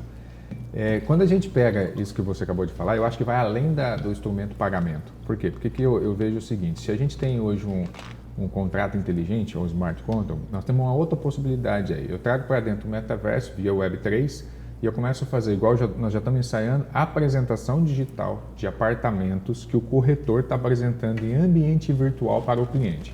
Naquele momento eu tenho uma identidade digital. eu tenho um crédito digital vinculado a uma identidade, eu tenho o login do cliente que tem que entrar naquele ambiente digital, que ele tem que logar, ele tem que fazer uma operação, que tem que estar vinculado a um corretor, que vai fazer a apresentação de um apartamento que ele, quando a gente fala em realidade virtual, realidade aumentada, eu consigo pegar um contrato e vincular ele, um contrato inteligente, falar, essa unidade, é essa apresentação, e naquele momento, naquela hora, com aquele cliente, com todos aqueles dados, está vinculado àquela pessoa. Se acontece exatamente isso que você falou, o cara vai para casa e a esposa dele fala que ele devia repensar e ele para, no ambiente normal, o corretor perdeu a venda. Perdeu a venda, acabou. Só que se depois, 10 dias depois, ele resolve voltar atrás, ele fala, vou procurar um outro corretor, no ambiente tradicional ele procura outro corretor e compra. Sim. E efetiva. E o corretor que fez todo o trabalho da apresentação não ganha nada. No futuro, com tudo isso integrado, o cliente que tentar fazer essa operação na mesma construtora, com o mesmo imóvel, o sistema já vai identificar que foi feita uma apresentação. Eu ainda colocarei uma pimenta, a inteligência artificial. Sim. Mas não vamos colocar ela ainda, mas vamos imaginar que hoje é um sistema tradicional. Vai chegar lá e falar assim, não, peraí, já foi gerado um bloco de informação para aquele cliente, onde tem as características de 3 equivalentes ao apartamento, o cliente e o produto. Só não tem o corretor. Opa, o contrato está identificando que tem uma falha no sistema, que já foi apresentado esse imóvel para esse mesmo cliente num momento diferente para um outro corretor. Sim. Existe a possibilidade, nesse momento, sem inteligência artificial ainda, desse cara estar protegido. Talvez então, imagina. Pareça muito simples para nós que estamos aqui, mas para o pessoal que está ouvindo, mas você pode pensar, mas uma construtora grande tem um sistema que a secretária anota lá, o Renato mostrou o apartamento para Marcelo. Que chama planilha. Mas vamos lá, mas no outro dia a nova secretária pode ir lá procurar e apagar isso. Quando está dentro da blockchain, está em blocos, então uma informação colocada lá, ela não apaga. Não tem como apagar essa informação. É o principal então essa ponto. é a grande diferença, né? Quando ela é registrada no computador ali da construtora X, ela apaga aquilo ali. As pessoas apagam e não deixam rastro, o sistema deixa rastro. Dentro da blockchain, não. E detalhe, até fazer um convite, quem quiser conhecer lá no canal DeFi Brasil, a gente fez um experimento inédito, né, que nós fizemos, que está disponível no canal DeFi Brasil, que é a compra de um token por meio de um modelo em realidade aumentada dotado de visão computacional. Como que acontece? Você entra lá no site, no tokenrwa.com, tokenrwa.xyz, ele aparece, esse modelo em realidade aumentada. Se você estiver conectado com a MetaMask, você faz um sinal para ele de positivo, ele dá um positivo para você e vai direto conectar a tua MetaMask ao smart contract referente ao token que é da fração do nosso canal. Então você imagine se você fizesse isso com um imóvel. Pense que esse avatar é na verdade o representante da tua imobiliária. Aí você faz um sinal, está vendo os imóveis, de repente você faz um gesto para ele. E a gente está trabalhando agora para poder fazer isso por meio de reconhecimento da íris, que aí você tem uma segurança maior. Só que, como diz, é o primeiro passo, né? E aí você faz o positivo para ele, ele já conecta com o smart contract e já faz a compra. Quando essa compra é feita, esse smart contract ele tem toda uma estrutura no e-commerce. Então ele registra, por exemplo, o ID da transação, ele vai registrar um proof, que já agora a gente criou um proof que é uma segurança adicional caso o cliente perca a chave privada, mas ele tem uma série de dados da operação que hoje são feitos de forma centralizada e que é feito hoje na blockchain. Isso já está sendo feito por uma empresa brasileira, né, que é a nossa, uma empresa pequena, mas já tem tecnologia para isso. E aí, Fernando, eu faço uma provocação. Tá, mas por que eu vou fazer um sinal de joinha ou um reconhecimento para comprar um token de um imóvel? Porque talvez você não seja investidor, mas quem é investidor está escutando isso sabe que as oportunidades elas aparecem em qualquer momento. Às vezes você está numa viagem, você está num voo, você está numa reunião, e quanto mais simples for essa transação e mais segura, e que não precisar do intermediário, e daí não é um intermediário ou corretor, porque o corretor pode te avisar dessa oportunidade, mas é o intermediário, o gerente do banco, o intermediário, uma exchange, o intermediário, alguém que você precise depositar um valor para pagar para você aquilo. Então é uma transação de um para outro, direto, segura, que não vai ter problema, e você aproveitar e agarrar aquela oportunidade. Eu vejo isso também, eu até comento isso com os corretores, às vezes, quando eu falo, tokenização, cara, além do pagamento, como você disse, eu sempre falo, cara, contrato de exclusividade hoje é uma coisa que o mercado imobiliário tem bastante dificuldade de lidar, ele existe, mas muitas vezes ele é quebrado, e aí tem que ir para a justiça, e pipipipopopó. Se você tem aquele imóvel, aquele ativo, né, lastreado ali, você tem aquele imóvel tokenizado, uma vez o contrato submetido, Pronto, aquela operação está amarrada àquela venda. E a outro benefício que eu vejo, e aí o Kleberson também está ciente disso, são as grandes operações com investidores que não querem aparecer. Ah, isso é legal. Entendeu? Então você tem muitos fundos ou muitos investidores que não Eu querem dei o exemplo aparecer do Fernando, logo. mas quantos grupos vêm para cá? Quantos milionários que não querem aparecer? Quem já passou pela orla de Florianópolis, de Balneário, durante o ano e não tem uma luz acesa à noite naquelas prédios? De quem são esses apartamentos? São de grupos. E a nossa solução... Então esses grupos buscam corretores. E você, corretor, que com certeza... Dubai, eu não sei dizer a porcentagem, mas ela é bem grande, porque eu não quero dizer uma porcentagem errada, mas ela é bem grande de negócios que só são transicionados por tokenização. Sim. E hoje, por exemplo, nossa solução, né, o aluno lá, que quer comprar a fração do nosso canal, ele usa a plataforma descentralizada e ele cadastra um secret, que utiliza um sistema, esse secret não fica armazenado em banco de dados, tudo baseado no sistema de criptografia, parecido com o Zero Knowledge Proof, que eu falo que o pessoal conhece mais, mas não é um sistema que a gente desenvolveu, mais simplificado, mais eficiente. Então ele compra a fração do canal, ele faz o cadastro desse secret, né? Cria lá um secret, e se ele perder a chave privada, ele consegue comprovar a posse do bem, só que eu não tenho nenhum dado pessoal dele, dentro dessa questão da anonimização. E a ideia dele comprar hoje a fração do nosso canal não é só se parte do canal, é que ele tem um desconto de 60% no nosso curso de programação para finanças descentralizadas. Então o pessoal, o que eles podem fazer? Né? Ele pode hoje só me mandar o secret pelo WhatsApp e eu posso usar aquele secret, criar um cupom para que ele usar aquele secret como cupom de desconto para 60% no curso. Só que qual que é o detalhe? É que ele comprou um curso usando uma TIC, tudo registrado, a ID da operação, documentação jurídica vinculada no ativo, porém, eu sequer preciso saber o nome dele. Eu não sei o nome dele. E aí afasta a lei LGPD do Eu Brasil. posso dar então eu consigo, isso que a gente está fazendo hoje para uma fração de um canal, sem eu saber quem ele é. eu posso fazer para um imóvel, porque o mesmo token, qual que é a diferença hoje da gente estar tokenizando a fração do canal para um imóvel? A diferença é a documentação jurídica, que você vai ter que estruturar, né? Isso vai ter que ser feito por advogado, e depois de estruturar essa documentação, você vai anexar ao token. Mas é uma bela iniciativa para testar o modelo. Para né? testar, Porque isso. o canal, em tese, ele não é seu.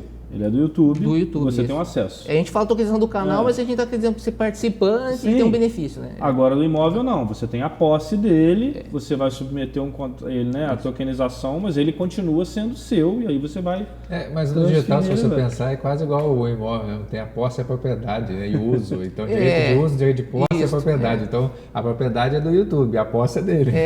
E a tokenização imobiliária, ela é muito importante falar, que a gente vê no mercado bastante oferta do token, é a questão da custódia ficar com quem está te ofertando esse token. E a gente trabalha muito na linha da tokenização de forma, vamos dizer, assertiva, que é o token ser comercializado e realmente aquele token ficar na tua carteira e você ser o custodiante daquele token. Sim. A gente tem que é um assunto que a gente poderia entrar, né, mais na tokenização imobiliária. Exatamente. A gente tem assim, sido, de certa forma, não vou dizer evangelistas, né? De certa forma, evangelistas dos fundamentos da tecnologia. E com isso, a gente tem muitas pessoas que não gostam, né? De mim mesmo, da minha abordagem, né? Porque tem muita gente que está nesse negócio porque quer apenas ganhar dinheiro, mas não está preocupado, de fato, em usar a tecnologia, né? Então, coisas que a gente sempre procura frisar: a questão da negociação descentralizada, a questão de você ter a custódia do teu próprio patrimônio. Às vezes pode não fazer, de repente até pode não fazer sentido num caso específico eu ter a custódia, de repente até em questão imobiliária, mas para nós faz todo sentido. E outra, como que está estruturado juridicamente essa questão? Se eu comprar um token que está sendo ofertado como imobiliário, eu passo a ser dono do direito, proprietário do ativo imobiliário? A gente sabe que no âmbito do mercado imobiliário, conforme você falou muito bem, você tem vários, né, uso, tem a direito de uso, tem várias coisas que você consegue estruturar, que não necessariamente precisa ter transferência da propriedade. Só que isso tem que estar bem claro para o consumidor, porque hoje, senão, porque muita gente vendendo token imobiliário, querendo dar ilusão para as pessoas de que elas estão comprando um imóvel, similar ao que acontece no contrato de financiamento. Que hoje, na verdade, a alienação fiduciária, você já paga, o imóvel já não, só vai ser teu depois que você pagar todas as prestações, né?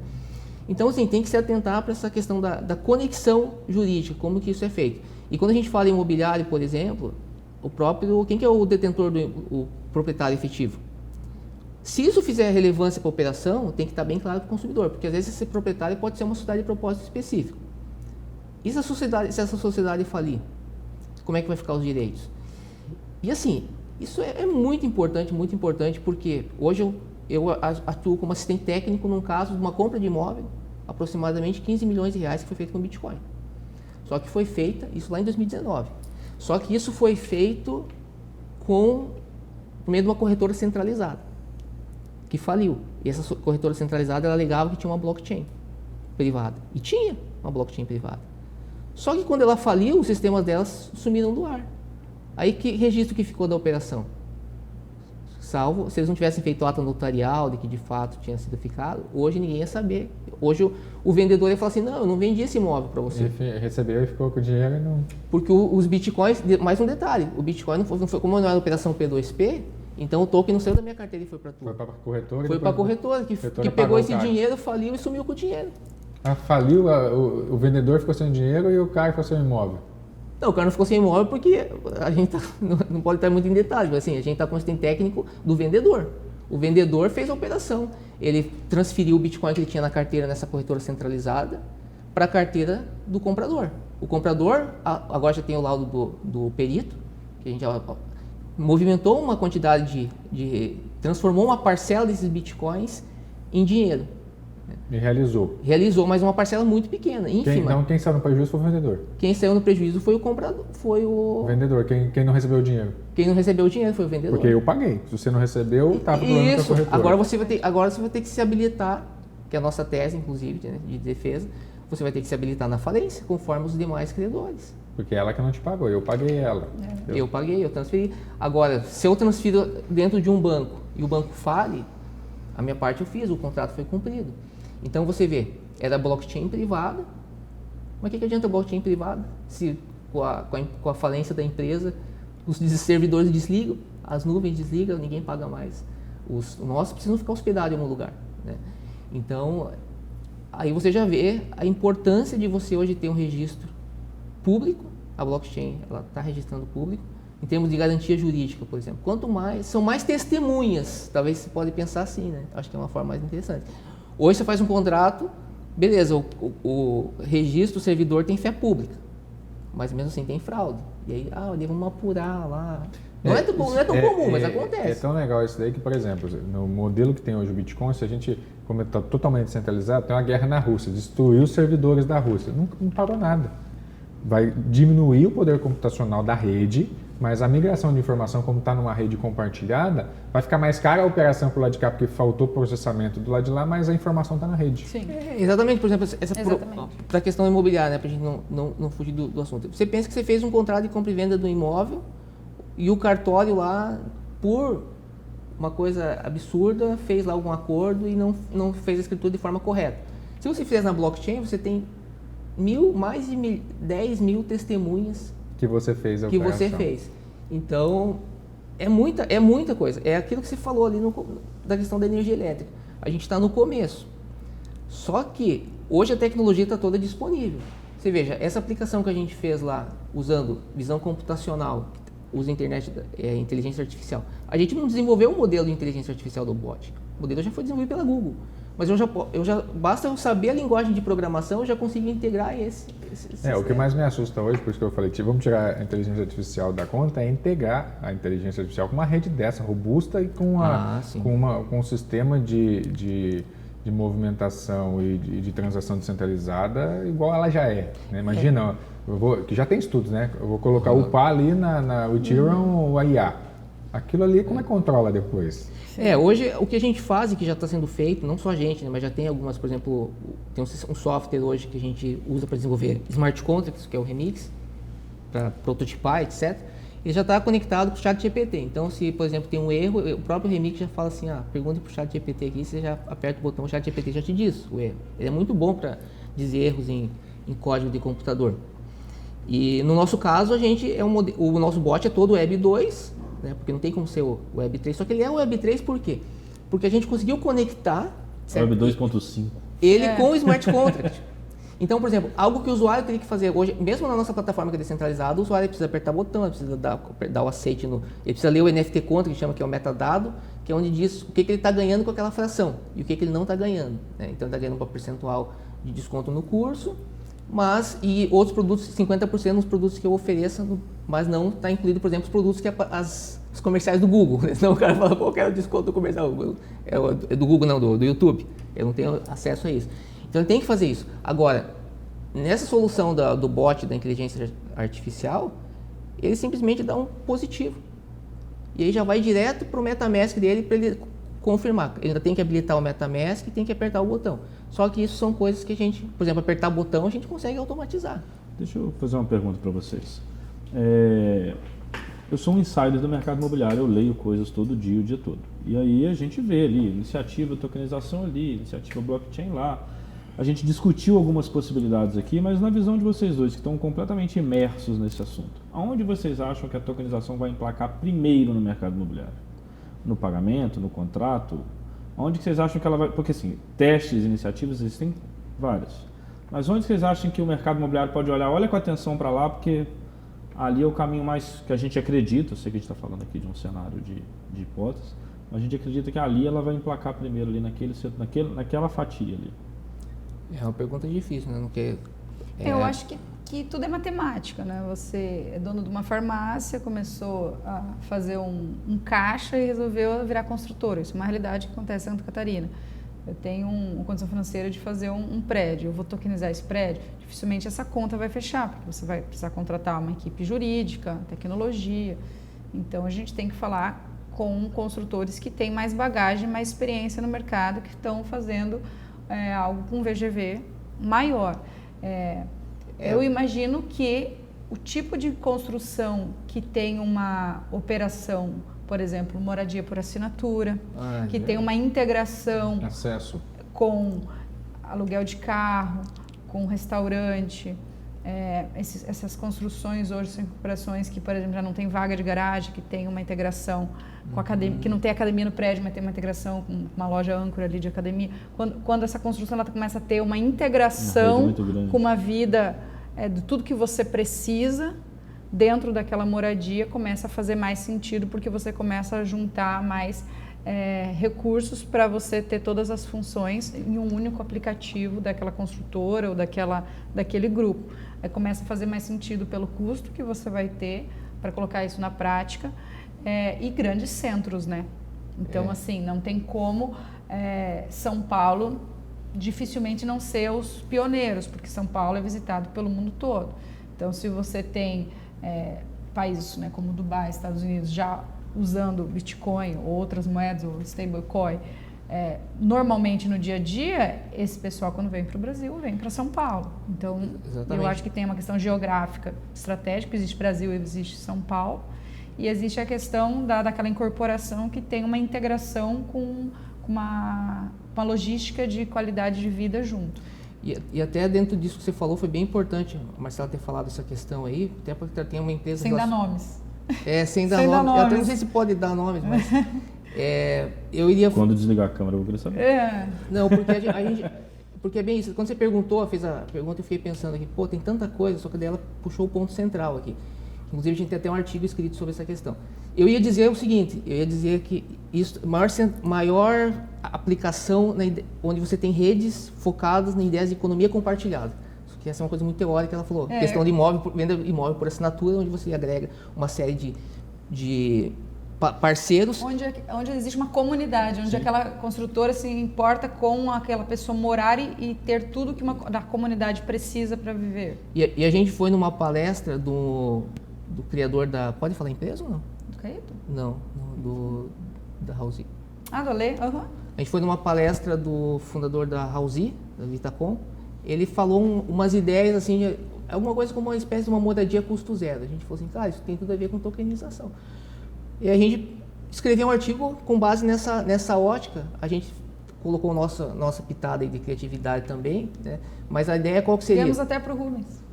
A ideia qual que seria? Você vai construir um imóvel e esse imóvel vai ter os seus parceiros. Esse prédio pode, inclusive, os parceiros já estão dentro do imóvel. Aí as pessoas que vão usar esse imóvel, efetivamente, se ela consumindo produtos desses parceiros, ela vai tendo um token que vai gerando um benefício para ela, uma espécie de um cashback, só que a segurança é que fica tudo na blockchain, tudo automatizado. E ela vai chegar num ponto, dependendo do produto que ela consumiu, da quantidade dos produtos, que ela não vai pagar nada de aluguel. Então seria uma espécie de moradia a custo zero. Isso é uma aplicabilidade para tokenização imobiliária. Então a gente vê muito essa estrutura que faz muito sentido em projetos que estão de alguma forma relacionados com o conceito de economia compartilhada. A ideia de você transformar, eu sempre troco às vezes a questão, mas a ideia de você transformar a propriedade em serviço. Porque hoje as pessoas estão mais interessadas em serviços, em benefícios, do que efetivamente propriedade. Então isso hoje a gente já tem modelo de carro, inclusive a gente fez a tokenização do carro, uma venda de carro lá da Marcela, para chamar atenção para isso, modelos de carro por assinatura com oferta de compra, possibilidade de compra. Essa história ela é muito bacana na prática, porque quando a gente tokenizou o meu carro, a gente tokenizou como teste para mostrar. E claro que o pessoal brincou, eu vou ter direito a uma porta, outro não. A gente estava mostrando, dizendo que se você se você tem uma frota, então você pode colocar por assinatura e pode tokenizar, enfim, são N as possibilidades. Então a gente estava mostrando que é possível e mostrou a diferença da parte administrativa do Detran e a questão da tokenização do carro. Ou a não ser que seja para um desmanche, né? A não ser que seja um desmanche. Desmanche tem interesse. Mas se você tiver uma frota de tantos carros para desmanche, também faz sentido. Espera aí que tem negócio aí também. E aí um dono de uma loja de carros importados de balneário, já vinha me especulando isso, mas não estava dando muita atenção. E aí ele foi, não vou falar o nome, depois eu até peço permissão para ele, depois a gente pode até citar ele lá na legenda. E aí ele foi para a China, voltou de lá, ele foi embarcar no avião, ele mandou mensagem: assim que eu chegar em Balneário, preciso me reunir com você sobre a tokenização de veículo. Ficou doido.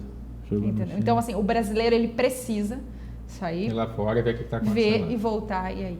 Os nossos clientes, para não dizer 100%, são brasileiros que moram fora do país, que têm acesso, que sabem que não cabe amadorismo, que não dá para fazer de qualquer jeito, e nos procuram, porque daí tem a questão do brasileiro com brasileiro, uma confiança de você sentir que está fazendo algo, construindo algo com alguém que tem, né, a mesma nacionalidade, e aí existe a construção. E o pessoal é muito naquela questão também de saber se está cometendo ou não crime, né? E isso é uma coisa que a gente, modéstia à parte, a gente ensina muito bem por causa de toda uma experiência que a gente já teve lá de crimes financeiros. E quando você envolve dinheiro, pode ter certeza que tem interesses e geralmente as pessoas não levam muito a sério esse tipo de crimes, são crimes financeiros por causa que dificilmente alguém vai preso, mas é uma coisa que vai manchar a tua reputação, você ser processado criminalmente, de repente a Polícia Federal, etc. Então a gente presta muita assessoria nessa parte, né? Para falar assim, olha... posso fazer isso? Não posso? Se eu lançar esse token vai ser considerado valor imobiliário lá pelos Estados Unidos, como é que eu posso ofertar isso no Brasil, etc. E cada jurisdição, as principais é os Estados Unidos e a União Europeia, que é o que a gente trabalha mais, Estados Unidos, União Europeia e a brasileira. São completamente diferentes as abordagens, né? E alguns usam muito para fazer a estruturação de projetos de jurisdições favorecidas, né? Como BVI, Panamá, Seychelles, tem vários, né? Liechtenstein. Isso já gera mais uma complexidade no processo. E insegurança, inclusive, né? Porque você tem que estruturar de forma muito bem feita essa operação. Aí entra num ponto que, particularmente, eu gosto sempre de abordar, porque tem muita gente que, na época que me procurou, acho que como procuraram vocês, vem com a ideia de um hype que todo mundo quer aproveitar, vamos tokenizar porque é fácil fazer a venda dessa unidade. Primeiro, não é tão simples, porque existe também, a partir do momento que tem um token, tem que ter um marketing. Tem que ter um marketing, você tem um sistema de distribuição. O token, que é o cripto tradicional, ele surfou várias ondas de baixa até entender como funciona a dinâmica digital para fazer essa distribuição. Mas mais sério do que isso, quando a gente fala em tokenizar um ativo imobiliário, a gente começa a entrar em conflito com a legalidade do nosso país, o que é constitucional, o que não é constitucional. Então, quando hoje eu vejo alguém tokenizando o imóvel, com base no quê? Quais os mecanismos jurídicos que sustentam essa tokenização no imóvel, dependendo de estado, dependendo de como que é o entendimento do nosso Supremo Tribunal hoje. E aí vem o nosso know-how, né, Fernando? Exatamente. Que é justamente entender a parte jurídica com a tecnológica, que isso realmente poucos profissionais no Brasil fazem, e a questão que nós realmente pegamos na mão do cliente, que é a questão do marketing. Como vai ser feita essa oferta? Vai ser feito de forma privada, pública? Quais as limitações da forma privada e pública? Então a gente vai fazer todo o acompanhamento com o marketing do que vai ser publicado, como vai ser publicado, em quais meios de comunicação vai ser publicado. Não é só puro e simples lá um parecer jurídico se aquilo está protegido ou não. O Fernando vai entrar um pouco agora na parte, porque eu achei muito interessante, você falou, isso é constitucional, não, ainda tem a terceira viés, que é o que não está na lei. Ah, né, sim, Fernando? É exatamente. o que é cultural, que precisa virar lei. Mas é o que a gente sempre... Isso, porque como a gente começou a trabalhar numa época que não tinha legislação nenhuma, então a gente teve que trabalhar muito o que a gente chama no direito de autonomia privada. Porque a regra jurídica básica é que, ao particular, o que não está proibido é permitido. Embora isso seja a regra e é o princípio fundamental da livre iniciativa e livre concorrência, no Brasil, o empreendedor ainda tem a cultura de que eu preciso primeiro ter uma lei para depois criar o produto. A gente percebe muito, inclusive, na parte imobiliária. E não funciona assim, porque senão não teria livre iniciativa. Só que o problema é que para você entrar, mesmo no âmbito imobiliário, que você não tem uma lei dizendo de tokenização, o advogado ele precisa conhecer as leis que existem e entender como ele pode usar essas leis e aquilo que está dentro da autonomia, que não está proibido, para você poder criar a solução jurídica para o cliente. Então, lá atrás, a gente já falava, por exemplo, qual que era um problema? Surgiu uma proposta lá atrás de um pessoal que queria tokenizar uma fazenda que tinha possibilidade de extração de ouro. Tá. Aí a primeira pergunta que eu fiz para o cara foi, eu vou comprar o teu token, na verdade ele queria me contratar, eu vou comprar o teu token, quem me garante que você não vai vender essa fazenda para uma outra pessoa, porque eu estou comprando o token, mas eu registro. Qual é a garantia que eu tenho? O token não está vinculado. Então eu falei, não, eu preciso desenvolver uma solução, a gente precisa desenvolver uma solução para isso. Aí qual que foi a solução desenvolvida? Você vai fazer um contrato de tokenização e você vai dizer nesse contrato de tokenização que a única forma possível de negociação dessa propriedade é por meio do token, no smart contract número tal. E fica um você ônus tem que lá. registrar lá Sim, no fica cartório. um ônus na matrícula. E você vai registrar. Vai averbar aquilo lá. Mas o cartório vai se negar. Não, ele não pode se negar. Ele não pode se negar por quê? É um Porque registro. eu preciso averbar tudo aquilo que está. E eu posso colocar, eu tenho a restrição voluntária ao meu direito de propriedade. Eu, como proprietário, posso colocar restrições. Desde que, obviamente, não oferem a função social da propriedade, etc. Que é uma questão, a gente fala autonomia privada. Então, eu posso dizer que eu só quero que aquele imóvel só pode ser vendido por meio da plataforma X. Ou que alguém apresente... Então, essa que foi a solução lá atrás desenvolvida. Até hoje, eu não conheço ninguém que tenha colocado em prática essa solução. O que eu já vi fazer foi colocar na matrícula lá o número de um smart contract, dizendo que está relacionado a uma propriedade. Iniciativa cruzada. Mas Então, o token está referência na matrícula, a matrícula todos os referência no tokens que token. estão sendo comercializados está vinculado a uma matrícula e não efetivamente à fração. Só que o que falta é justamente a documentação jurídica, que é um contrato atípico, que tem que ser feito customizado pelo advogado e levem atenção aos detalhes da operação. Por exemplo, como vai ficar a questão da despesa de tributo? Isso pode estar relacionado em contrato. Quem eu vou executar? Isso aqui é questão do governo. De quem é a propriedade? Quem eu como? O que você não vai mudar é o que está na lei, que é da ordem pública. Por exemplo, isso. Quem que eu vou cobrar? O governo ele vai dizer quem que ele vai cobrar, ele vai cobrar. Mas o contrato ele pode dizer o seguinte: se cobrar de fulano, quem comprou tantas frações vai ter que pagar para fulano tanto. A gente participou de algumas negociações com cartórios, porque assim, agora está falando da cadeia, né? Que eu vejo muito que o primeiro movimento que vai ter vai ser repetir o que já é comum. O sistema financeiro já usa essa questão do colaborativo. O SWIFT já é um exemplo do sistema que funciona. Então a tendência, o token digital ser o token moeda, né, digital, e começar a gente a utilizar. A sequência, pela lógica, seria os utility tokens, que também já é uma coisa comum, multipropriedade, os pontos, que são utility tokens, são tokens de utilidade. Então, seriam um segundo movimento. Mas nessa esteira, quando a gente entra nessa vertente que você está colocando, acontece que, como é que eu vou fazer esse fracionamento? As discussões estão tendo no cartório. O cartório está virando digital, porque anteriormente era difícil rastrear a documentação. Virou digital, passei tudo para digital, agora fica mais fácil de eu rastrear essa documentação. Mas a manipulação ainda é possível no meio digital. A partir da tokenização, isso passa a ser quase inviável para ser feito, mas ainda é um mecanismo centralizado. Houve muita resistência no início da parte cartorial, porque quando eu falo da blockchain, eu estou acabando com os cartórios. Como é que está acabando? E aí, após vários estudos e muitas discussões, chegaram à conclusão que não, o cartório, no mecanismo de uma blockchain privada do governo, com finalidades cartorárias, o cartório passa a ser o quê? Os validadores. O que ele precisa ter? Eu não preciso ter 50 funcionários, eu preciso ter poder computacional para poder processar. Então eu começo a falar, cada estado tem o seu, cada cidade tem o seu poder computacional. Você que estava preocupado com o interesse individual, fala assim, não, então só tem que ter computador, não tem que ter esse monte de funcionário, pronto. Já começa a ganhar todo mundo. E por isso você está vendo os movimentos dentro do e-notorial, dentro do CERPS, o Sistema Eletrônico de Processamento de Registros Públicos, para que se migrem para essa operação. Quando a gente olha numa esfera digital, você olha o Drex aqui, você olha esses movimentos aqui, você fala, é questão de tempo para que isso tudo se conecte e funcione. E o cartório só tem um problema que ele precisa ser resolvido, e que é essa questão de legislação. No primeiro movimento, quando eu falei da tecnologia, o primeiro movimento que vai ser permitir a conexão entre redes, e não igual o movimento que a gente está tendo hoje, eu produzir energia fotovoltaica e gerar um mercado paralelo que há 30 anos até ninguém pensava e não era possível porque eu não queria, hoje é mercado paralelo, o que vai acontecer aqui? Fala assim, não, vamos regular então o seguinte, eu como cartório, eu admito que seja feito esse fracionamento desde que num primeiro momento, eu tenho que ter um agente, né, custodiante dessa propriedade. É o primeiro movimento. A hora que eu permiti o custodiante fala, então tá bom, um novo mercado. Eu vou pegar as propriedades, eu vou ser o custodiante e vou fracionar. Pronto, eu dou acesso a todo mundo, então você vai criar um outro mercado dentro, igual que é o mercado financeiro que tem os bancos, né?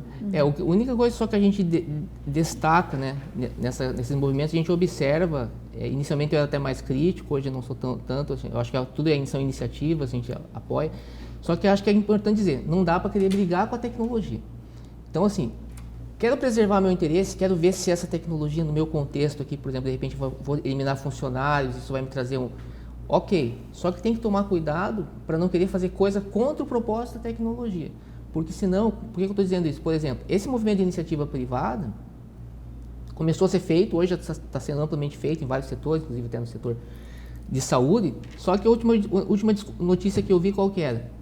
Eles estão falando assim, pô, mas peraí, mas a gente está se dividindo aqui, porque eu tenho uma blockchain para carro, eu tenho uma blockchain para imóvel, eu tenho uma blockchain para coisa.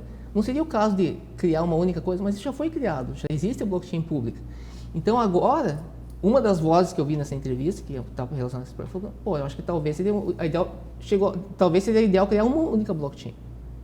E eu já penso o seguinte, não, o negócio é usar a infraestrutura pública, a blockchain pública que já existe. Ah, mas tem problema, sim, mas é questão da tecnologia.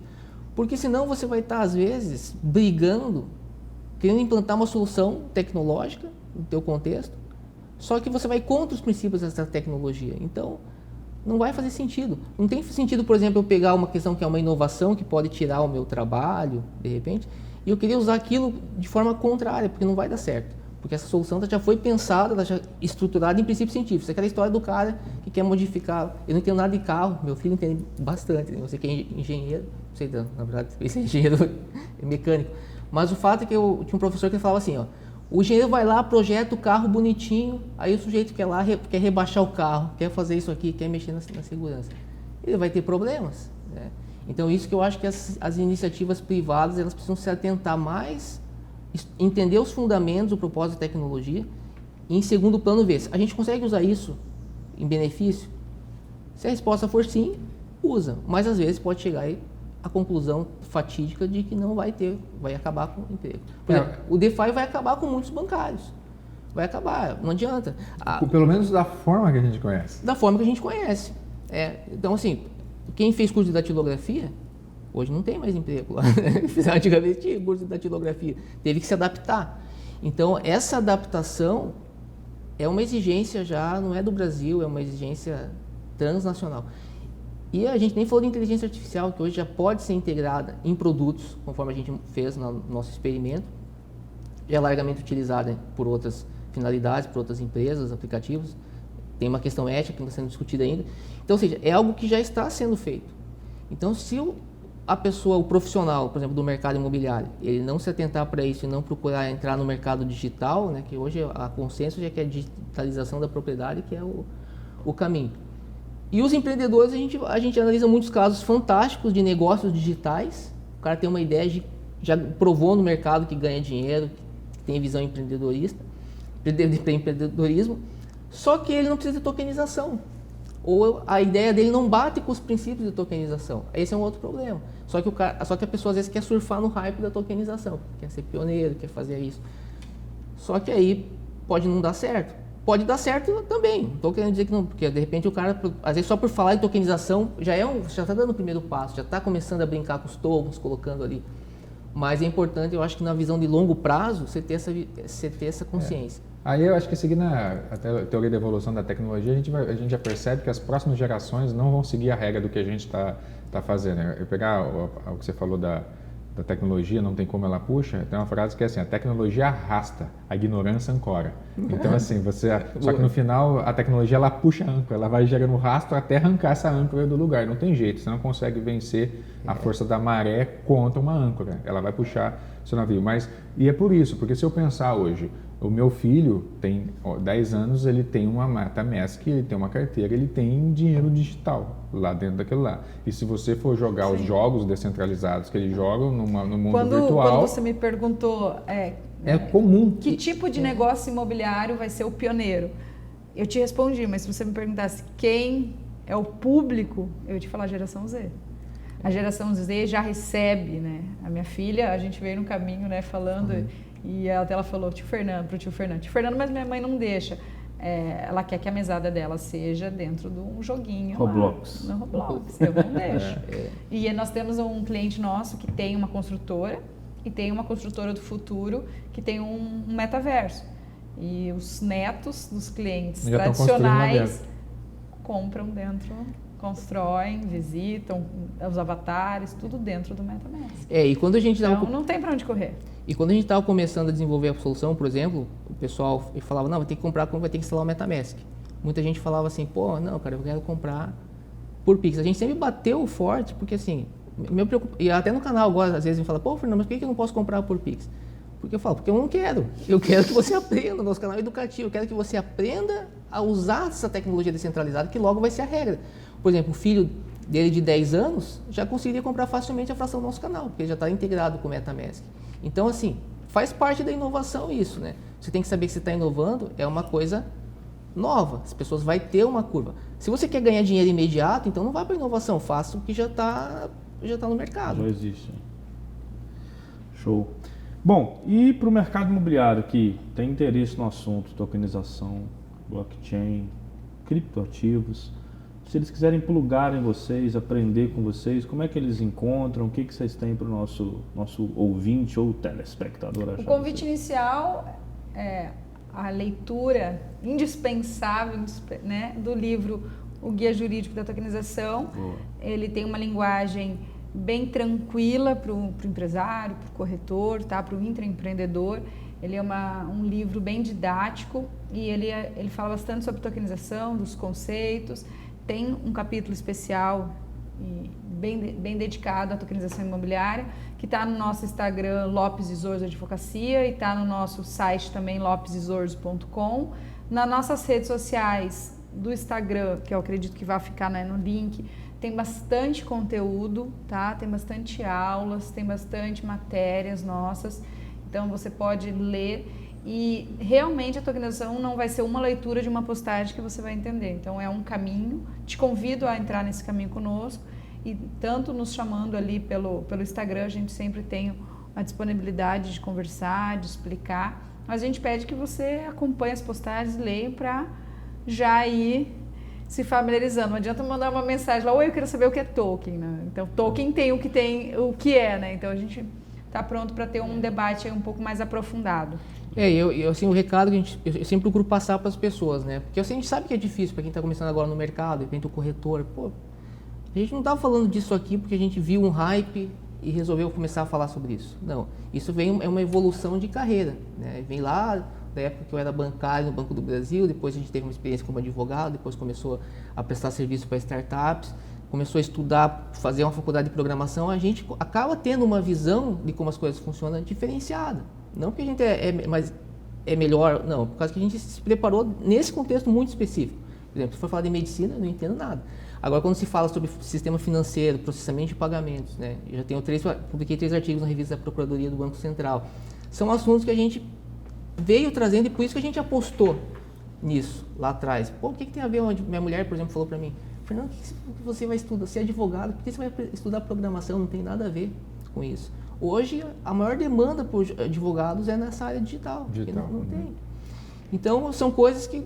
E é por isso que a gente escreveu o livro e a gente tem falado sobre isso para as pessoas, para despertar que às vezes vale a pena ouvir os mais velhos por causa da questão da experiência, porque a gente já passou por uma... A gente vem lá de trás, na época que o câmbio era feito lá, o pessoal queria fazer operação regular, fazer o tal de dólar cabo, assim, de compensação louco lá. Hoje você tem o fenômeno das stablecoins. Então, quando surgiu, eu falei, cara, esse negócio vai crescer pelo menos para o pessoal que quer fazer coisa ilícita, mas vai crescer também para os que querem fazer coisa lícita, por causa que a tecnologia ela serve para isso, ela pode ser usada tanto para um lado quanto para o outro. E hoje está todo mundo já usando stablecoins no âmbito do mercado de importação. O Banco Central já está preocupado, vai ter que já tomar, não só o Banco Central do Brasil, mas o Banco Central da União Europeia, porque é um meio de pagamento que está relacionado ao dólar, e eu consigo, então, por stablecoin, é como se tivesse um dólar no formato de token. Então, eu tenho liquidez isso no mundo inteiro. Sim.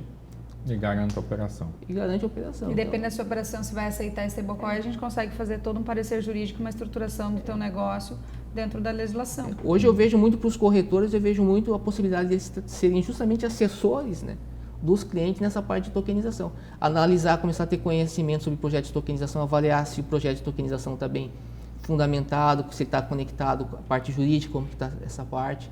São conhecimentos que hoje já os corretores já fazem, né, relacionados a outros aspectos da negociação. Com a leitura ali do livro, do capítulo de tokenização, o corretor já consegue fazer 4 ou 5 perguntas na oferta de um token e já saber separar se aquele token ali é ponta firme ou se já só se é surfando o hype. Saber se é para valor... levar para o cliente ou não. Saber se é valor, por exemplo, uma cota imobiliária que está sendo oferecida. Se essa cota imobiliária é valor imobiliário ou não, está sujeito à regulação da CVM. Isso é importante, porque às vezes o cliente ele vai adquirir um token de um projeto, algo relacionado a falei de cotas imobiliárias, porque tem alguns projetos corretos e projetos incorretos nessa área hoje. E de repente esse projeto ele vai por água abaixo, porque chega a CVM e dá um stop order, que a gente fala, tem que parar com isso. Então, são conhecimentos que um corretor ele pode adquirir. Claro, nunca vai substituir o advogado na parte jurídica, até por questão legal, mas hoje as ferramentas estão aí, o conhecimento está muito mais acessível. Está na hora de começar. Gente, sei que o assunto aqui é denso. E, Renato, eu acho que nós vamos ter que fazer uma grade com divisões assim, de temas, igual o livro aqui, parágrafo por parágrafo, para poder discutir. Porque, na verdade, o sistema de tokenização, ele junta várias áreas da economia para discutir. Ele não é uma coisa que foi criada, a economia não foi criada hoje. E a tokenização é muito curta comparada a toda a economia, só que ela resume tudo o que é economia. Né? Então, eu acho que é um assunto muito rico, um assunto assim, até... parabéns pela coragem, né, levantar essa bandeira, porque eu estou ali, mas eu estou no anonimato mais como idealista e acredito na tecnologia. Quando a gente levanta essa bandeira, a gente sabe que muitas vezes você leva pancada, né? A laranja madura na árvore leva pedrada, para eu ficar derrubar, né? Eu quero essa aqui para mim. Então, merece volume 2, volume 3, volume 4, porque é um assunto que ainda... ele é muito recente, né? E ele precisa amadurecer muito, mas precisa de pessoas assim para estar puxando essa... A gente veio falando do volume 2, sobre colocar agora o capítulo sobre inteligência artificial, sobre as stablecoins, sobre os crimes econômicos, né, por causa do stablecoin. Então a gente já está trabalhando aí no volume 2. Seria legal também pegar casos de sucesso, de insucesso. Cases de sucesso, isso aí. Porque tem muita gente querendo mostrar o que deu certo e outras que estão querendo... na verdade, apoio. Então, talvez seja a hora de falar, não, eu coloco para te mostrar. Porque, às vezes, o livro é um jeito de divulgar coisas que as pessoas querem fazer também, né? A ideia do livro em si, né, foi muito de responder perguntas comuns dos empreendedores que queriam fazer projeto de tokenização. Então, a maioria vinha com as mesmas perguntas e falou, vamos colocar no livro para ser um livro mais objetivo e mais focado, embora seja jurídico, mais focado para o público empresarial, né? Eu tive a oportunidade de fazer 2 livros anteriores sobre o assunto, né? Um deles está na bibliografia do Superior Tribunal de Justiça para a área de criptoativos, só que são livros mais acadêmicos, né? Aí é mais denso. Esse já é um livro mais prático, mesmo, para aquele que realmente quer saber são as primeiras questões que vão surgir. Se é possível fazer tokenização imobiliária, isso que a gente falou aqui, né? Quais são os cuidados que você deve ter? A gente fala destacar. O Rubens, que é nosso amigo comum, ele fala que às vezes ele estava falando com a gente, às vezes ele tem uma dúvida, pega o livro, abre, tá bom, coloca, tira e volta. Então, assim, tem essa praticidade de você pegar, ler ali, em 2, 3 parágrafos, responder a tua pergunta, e sem precisar, né, ir tão profundo e tão porque o conhecimento densa. ainda está muito fragmentado, então precisa muito de literatura para trazer isso. E a internet tem de tudo. Então, o que é curadoria dentro disso? Se não tiver um direcionamento... E o problema da internet é justamente... Não da internet não tem problema. Tem problema no interesse das pessoas ainda é muito em comprar um token para ficar rico, que vai deixar eles ricos no próximo dia. Você pode perceber que eu falei o podcast inteiro sobre como meio de pagamento. Então, e o brasileiro quer ganhar dinheiro com token. É então, fácil. A verdade é que a vida é fácil, né? É arrumar um caminho fácil para ficar rico de uma noite pro dia. E não tem realmente, né? Porque assim, hoje tem lá o curso, né, que eu dou de programação, por exemplo. Mas eu não comecei a dar esse curso do nada, então eu tive que fazer curso, eu tive que estudar. A gente tem toda uma bagagem de estudos. Para você começar a falar e se dispor a escrever um livro sobre tokenização, teve toda uma bagagem lá, né? Gastei muito dinheiro com o curso. Às vezes o pessoal chega, pô, Fernando, teu curso está caro. Meu curso está muito barato. Perto do você não tem noção do que eu paguei para fazer os cursos. Quanto custou para mim pegar com esse conhecimento, né? E hoje o conhecimento já está muito mais acessível, mas mesmo o conhecimento estando acessível, o conhecimento assim ainda está em inglês. Hoje eu acho que assim, se você souber inglês, eu falo, você aprende, cara. Se você não aprende, porque você não quiser. Porque assim, tem plataformas. Eu tive a oportunidade de fazer um curso em inglês lá no Coursera, gratuito, que era feito pela oferecido pela Universidade Hebraica de Jerusalém, que os caras te ensinavam você a criar um computador do início até o fim. De graça. Só que você precisa saber o inglês, porque os caras falam que o inglês ainda falam com inglês. É complicado, né, a transição. São excelentes professores de computação, mas assim, passar do hebraico pro inglês, então assim, é difícil. Então assim, mas ainda assim você tem que estudar. Não vai aprender por osmose, né? São questões que exigem dedicação mesmo, ali, horas e horas. E aí tem que ver se faz sentido para o que a pessoa quer, né? Porque cada um tem o seu objetivo de vida, então tem que ter foco, né? Como o pessoal fala, né? Eu estudo tudo isso porque o meu foco sempre foi esse, advogar nessas áreas e precisa ter esse conhecimento. Mas a pessoa tem que descobrir o foco e seguir isso aí. Boa, então já fica aqui o convite e o apelo para a parte 2. Volume 2 já pode estar convidado. Trouxemos um exemplar para vocês de presente. Opa, gostamos de livro. Vamos deixar uma dedicatória carinhosamente. Show. E é isso aí. Show de bola. E se você acompanhou esse episódio até agora, você viu que é um mundo de possibilidades e o futuro começa da discussão. Então, compartilhe esse episódio com outras pessoas que são visionárias, que gostam de entender o futuro, que já falaram com você sobre isso, para que esse assunto venha à mesa e a gente, cada dia mais no mercado imobiliário, entenda sobre o que vem por aí, não é isso, Cleber? É isso aí. Deixar aberto para vocês, gostaria que vocês colocassem para a nossa audiência, como é que eles podem entrar em contato, quais são as redes sociais que vocês estão, quais são a forma de acessar vocês para poder dar suporte, por exemplo, a alguém que pensa em tokenizar.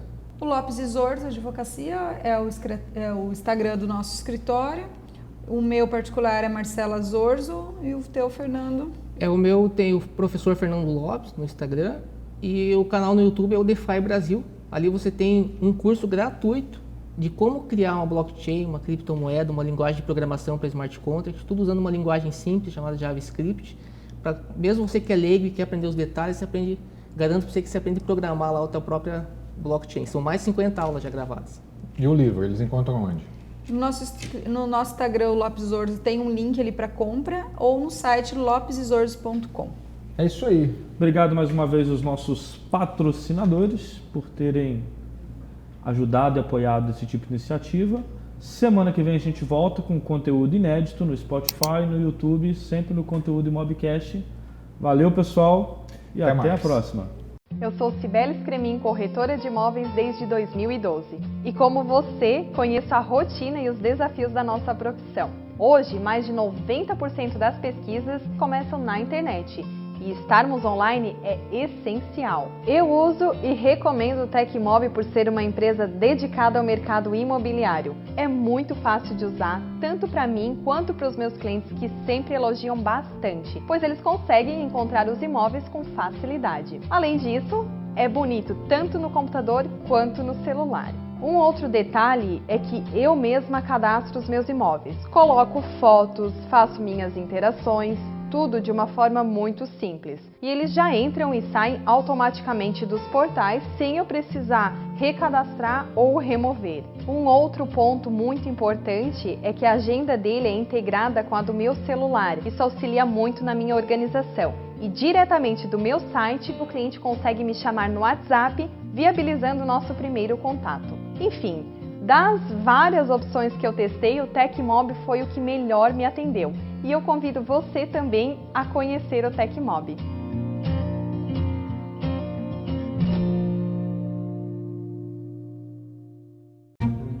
A XT, ela carrega, por mais ser uma startup, ela carrega um conhecimento de mais de 35 anos em gestão hoteleira, através da Atrio Hotéis.